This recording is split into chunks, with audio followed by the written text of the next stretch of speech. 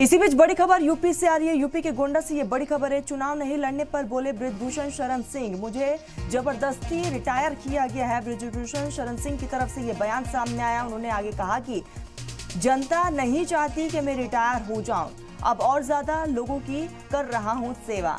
तो बृजभूषण शरण सिंह की तरफ से ये बयान, उन्होंने साफ तौर पर कहा कि अभी फिलहाल जनता नहीं चाहती कि मैं रिटायर हूं, लेकिन मुझे जबरदस्ती रिटायर किया गया है। हालांकि उन्होंने आगे ये भी कहा कि अब और ज्यादा लोगों की सेवा मैं करूंगा।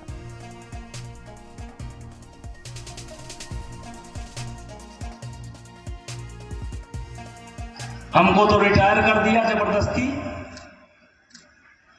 जनता नहीं चाहती थी हम रिटायर हो। 1.5 घंटे एक्सरसाइज करते हैं, रिटायर कर दिया। अब चलो, भगवान को जो पता था रिटायर कर दिया, कोई बात नहीं हुई है, वही जो राम रच रखा। और मैंने कहा था कि मैं ज्यादा सेवा करूंगा, रिटायर होने के बाद मैं ज्यादा सेवा करूंगा, ज्यादा सक्रिय रहूंगा।